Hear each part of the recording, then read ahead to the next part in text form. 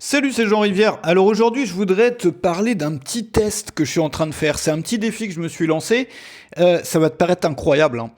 J'ai décidé de manger de la poudre, de me nourrir de poudre pendant 30 jours, pendant un mois.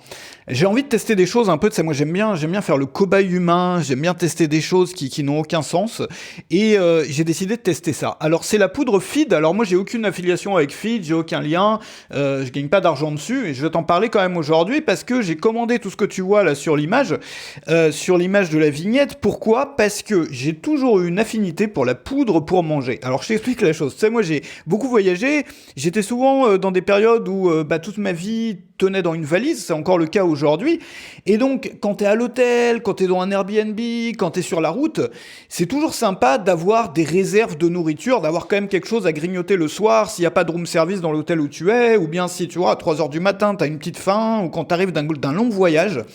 Et j'aimais bien, moi, transporter de la nourriture sèche dans mon sac. J'avais une petite pochette, j'ai toujours une petite pochette avec un peu de nourriture sèche. Alors pourquoi la nourriture sèche ? Parce que déjà ça prend pas de place, et puis ensuite ça se périme pas, c'est-à-dire c'est pas comme un fromage ou un machin ou une salade. Et donc du coup j'avais toujours cette petite pochette avec de la nourriture sèche dans mon sac. Alors la nourriture sèche, à l'époque c'était plus des nouilles, tu sais, des nouilles asiatiques, des nouilles chinoises, des ramen, des trucs comme ça, ou des soupes en sachet. Mais alors c'est pas ce qu'il y a de plus sain, c'est pas non plus ce qu'il y a de plus bon, c'est pas ce qu'il y a de plus agréable à manger, et c'est pas ce qu'il y a de plus nutritif. Et puis un jour, j'ai découvert une chose, il y avait tout un mouvement à l'époque autour du Solient, là où je sais pas comment ça se prononce, des gens qui essayaient de créer des poudres qui te permettent d'avoir une alimentation complète. Alors il y avait des geeks aussi qui essayaient de faire ça pour ne plus passer de temps à manger. Alors moi j'apprécie quand même de manger, de prendre le temps de bien manger, mais il y avait des gens qui le faisaient aussi, qui s'intéressaient à ça par souci d'efficacité, et il y a eu un grand mouvement à l'époque sur Reddit, sur Twitter, un peu partout, enfin des passionnés sur des forums aussi, qui essayaient de créer un aliment complet à base de poudre. Alors il y avait plein de recettes artisanales qui traînaient un peu partout, moi ça m'avait intéressé, mais pour remplacer ma nourriture sèche, et puis pour pouvoir faire un repas un peu quand je voulais, où je voulais. Et en faisant des recherches, je suis tombé sur des produits qui existent et qui sont commercialisés un peu partout. Il y a deux poudres. La première poudre, c'est Ensure, donc de Abbott Nutrition, qui est donnée, que tu trouves à peu près dans n'importe quel supermarché. Tu vas au rayon des poudres pour bébés, tu sais, des laits pour bébés en poudre, mais c'est pas du tout pour les bébés, c'est pour les adultes. Et dans les hôpitaux, par exemple, il y a des personnes qui sont malades, qui peuvent plus trop se nourrir, ou des personnes très âgées qui se nourrissent uniquement avec ça. Donc c'est une poudre qui est à usage plus ou moins médical, qui est donnée dans les hôpitaux, qui s'appelle Ensure, donc E-N-S-U-R-E. Alors le problème, c'est qu'Ensure, quand tu regardes la composition, ça fait peur, hein. L'élément principal, c'est à base de maïs. Enfin, c'est vraiment pas ce qu'il y a de plus sain. Il y a du sucre dedans en plus. Et puis en plus, c'est pas très bon. Alors moi, j'avais découvert ça, et puis j'ai cherché un peu plus. Et là, j'ai découvert que Abbott Nutrition, donc la même société, avait un autre produit qui s'appelait Glucerna, et qui était la même chose que Ensure, mais à destination des personnes diabétiques. Et donc du coup, c'est un petit peu mieux parce qu'il n'y a pas de sucre dedans. Mais bon, il y a des gens qui survivent avec ça, mais c'est pas vraiment l'idéal. Mais quand même, j'avais mis, tu vois, je transportais toujours à partir de ce moment-là, enfin pas toujours, mais la plupart du temps, dans une bouteille en plastique, tu sais, une bouteille à grand goulot dans ma valise, de quoi faire quelques repas. Voilà, une bouteille à grand goulot pour pas que ça s'ouvre, parce que c'est souvent, c'est dans des packaging qui peuvent pas trop se mettre dans une valise parce que ça va te mettre de la poudre partout. Et puis j'ai pris le risque comme ça quand même de voyager, de passer des frontières en transportant de la poudre dans ma valise. Bon, c'était de la poudre légale, mais quand c'est pas dans l'emballage d'origine, tu sais jamais. Mais bon, j'ai voyagé comme ça avec ma petite poudre, et puis ça me permettait de faire des repas au lieu de taper dans un paquet de biscuits, ou bien quand tu arrives très tard le soir dans un hôtel, ou tout simplement quand t'as la flemme le matin, t'as pas envie de sortir, t'as pas envie de cuisiner, enfin c'est bien pratique. Mais c'était pas l'idéal. Et puis après, j'ai découvert, pendant un voyage en France, j'ai découvert dans un magasin Feed. Alors, si t'es en France, toi, tu dois connaître, t'as déjà vu ça probablement. Alors, le gros intérêt de Feed, c'est quand tu regardes les ingrédients. Alors, attends, je rentre dans ma cuisine et je vais prendre, moi j'ai commandé, tu vois, j'en ai commandé là pour un mois, il y a même pour plus d'un mois. Et quand tu regardes les ingrédients, tu vois que le premier ingrédient, c'est de protéines de pois. Ensuite, c'est farine d'avoine sans gluten. Après, c'est farine de riz, fibres d'acacia, petits pois en poudre, flocons de pommes de terre. En fait, ce sont des vrais aliments. Alors moi je suis pas nutritionniste, hein, mais quand je lis ça, par rapport à regarder la composition de Glucerna ou d'Ensure, tu vois, tu vas pas mourir en mangeant des protéines de petits pois, de la farine d'avoine, de la farine de riz, des petits pois en poudre. Et du coup, c'est des vrais aliments. Alors moi, je suis pas nutritionniste, mais je suis quand même renseigné. Et effectivement, beaucoup de gens disaient que même si c'est pas l'idéal et que ça remplace pas une nutrition normale, ça serait ce qui serait de mieux. Alors moi, je gagne rien dessus, mais j'ai voulu tester. Et puis j'en ai commandé pour un mois. Alors la première raison, c'était parce que c'était le confinement. Et du coup, je me suis dit, attends, tu vois, plutôt que de... Parce que moi, je peux pas faire des courses pour un mois, je suis dans un Airbnb, je peux pas monter les 3 étages, là, avec pour un mois de courses, j'ai pas ma voiture avec moi, je peux pas faire ça.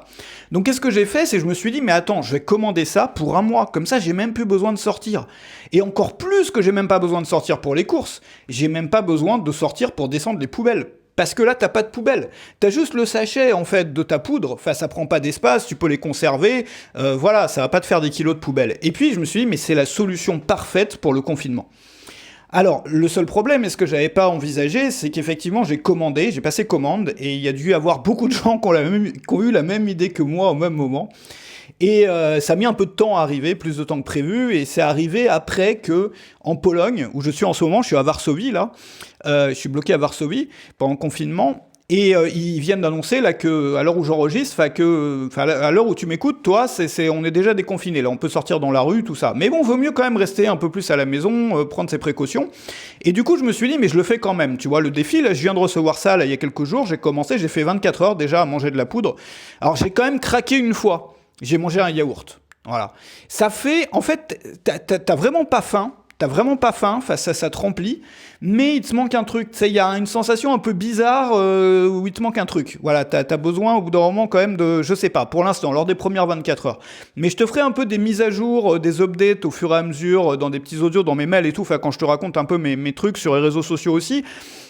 Pour l'instant, ça va en fait. Il y a des goûts, alors il y a plusieurs goûts. Moi j'ai pris la version light, hein, donc sans sucre.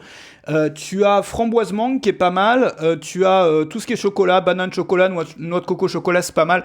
Par contre, ce qui est vraiment spécial, c'est petit pois menthe. C'est un truc salé, ça fait un peu, ça a un goût de soupe en fait, c'est très bizarre. Mais on peut manger ça. Voilà, donc l'idée c'est des remplacements de repas, c'est quand même pas mal. Pour beaucoup de gens, il y a plein d'usages en fait où ça peut servir, les voyageurs, pour avoir comme sécurité. Il doit y avoir quand même des survivalistes aussi, j'imagine qu'il doit y avoir des sacrés stocks de ça. Et puis, alors, je voulais en profiter pour te parler d'autre chose aujourd'hui, qui n'a absolument rien à voir, comme tu vas le voir, mais je t'ai parlé toute la semaine de collecter des emails. Alors ça, c'est si t'es dans le marketing, et je pense que si tu m'écoutes, c'est ton cas.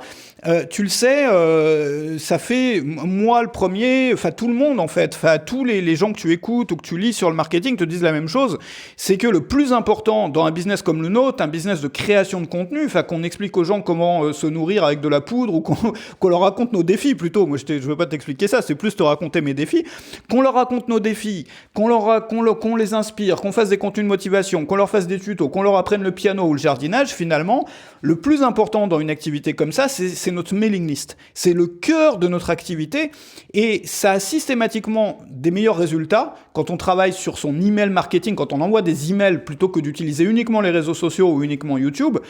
C'est juste le jour et la nuit en fait. Enfin, moi, je t'avais envoyé un mail si t'es inscrit chez moi où je t'expliquais ça, c'est que autrefois, quand les gens venaient sur un site web, ils venaient puis ils repartaient, ils revenaient jamais après, la plupart des gens. C'est-à-dire, les gens qui n'achètent pas ton produit, ta formation ou ce que tu vends, ils reviennent pas. C'est-à-dire, il y a 1% des gens qui vont acheter ton produit qui du coup vont peut-être être sur ta mailing list, mais le reste, tu vas pas pouvoir les recontacter. Il y a toutes les personnes qui vont sur ton site en ce moment, toutes les personnes qui sont en train de regarder tes vidéos sur YouTube ou ailleurs au moment où tu m'écoutes. Sur toutes ces personnes-là, il y a qu'une toute petite proportion qui va revenir. Mais si tu pouvais collecter leur email, leur adresse email, et du coup leur envoyer des emails quand tu veux pour les faire revenir sur tes prochains contenus, pour leur proposer des produits, les personnes, au lieu de voir une vidéo, au lieu de voir une page et de partir dans la nature de jamais plus revenir, ils vont peut-être sur l'espace d'une année en voir des centaines de pages de ton site, peut-être des dizaines et des dizaines de tes vidéos. Ils vont devenir familiers avec toi, ils vont devenir un peu comme des amis, il y a la confiance aussi qui va se créer, une relation de confiance. Ça va plus comme être un inconnu chez qui ils arrivent sur la page, chez quelqu'un qu'ils auront appris à connaître renaître. Pour ça, il ne faut pas être trop pressé aussi avec l'email marketing. Parce que le vrai résultat, il se fait sur la durée. Quand les personnes ont vu un contenu, puis un deuxième, puis un troisième, puis un quatrième. C'est pareil avec tes produits. Quand tu lances un produit, tu les contactes une fois pour un produit, mais quand tu relances un autre produit, tu peux remettre encore une campagne d'email. Enfin, c'est juste, beaucoup de gens se rendent pas compte de la magie qu'il y a derrière ça. Et pourtant, c'est la chose la plus simple, c'est la chose aussi la plus vieille, c'est plus vieux l'email que tout en fait, que YouTube, que WordPress, que tout en fait. C'était ce qui existait à l'origine, et pourtant rien n'a jamais détrôné ça.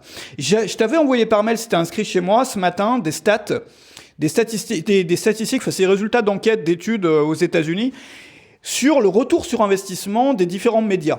Et la question qu'on a posée à pas mal d'entreprises, c'est de savoir quand vous investissez 1 euro dans une stratégie, combien vous gagnez derrière.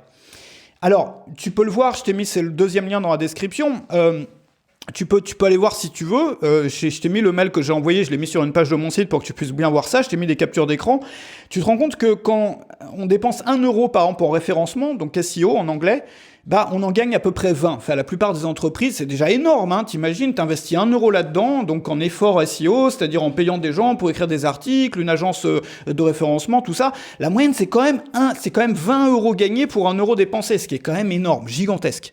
Puis après, t'as les réseaux sociaux, t'as tout ça.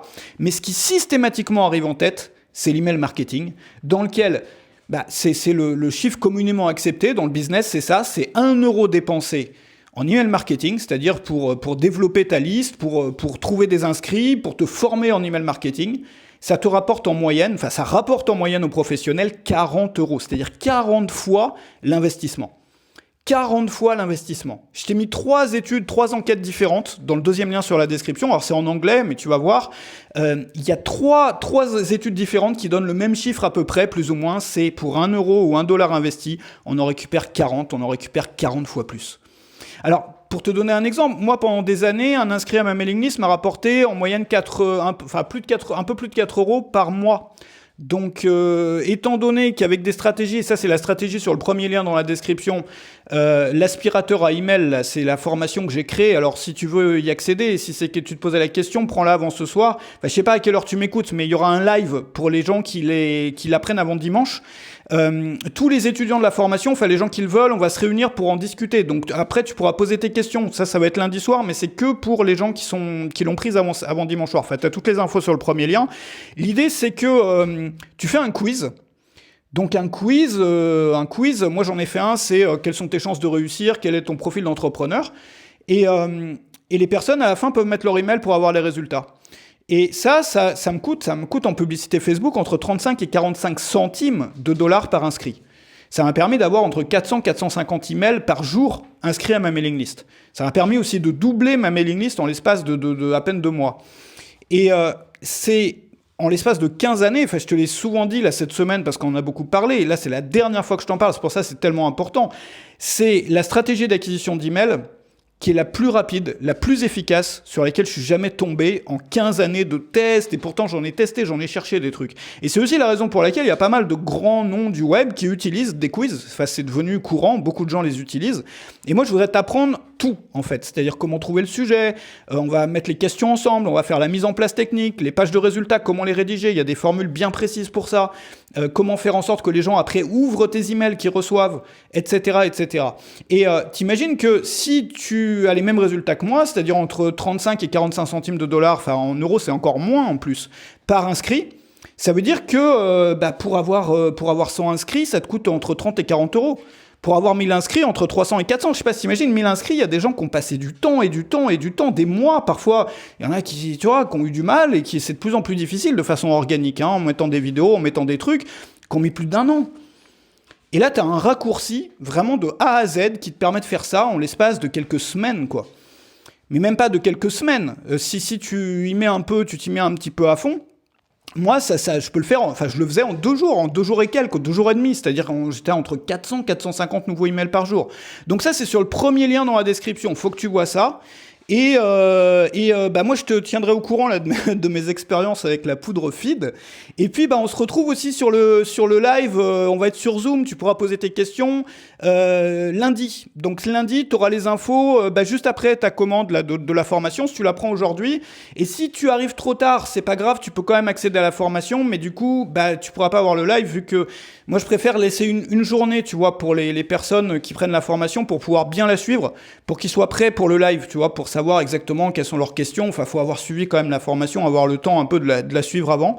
Et tout ça, ça se passe dans la description. Donc le premier lien, l'aspirateur à email, donc la fameuse formation pour apprendre à collecter des emails avec la méthode la plus rapide, mais vraiment la plus rapide, la plus efficace, la moins chère. Enfin, ça coche toutes les cases, quoi. Et ça, c'est le premier lien. Deuxième lien, si tu veux regarder un peu si ça t'intéresse, c'est l'email que j'ai envoyé ce matin, à l'heure où j'enregistre, là, sur le... Comment ça s'appelle bah, tu vois, le retour sur investissement constaté. Il y a 3 études différentes qui montrent que c'est... 1 euro dépensé, ça t'en rapporte 40, quoi. Enfin, c'est un truc de fou. Là, je te disais, entre 30-40 centimes en euros, peut-être... Enfin, moi, c'est en dollars 35-45 par inscrit.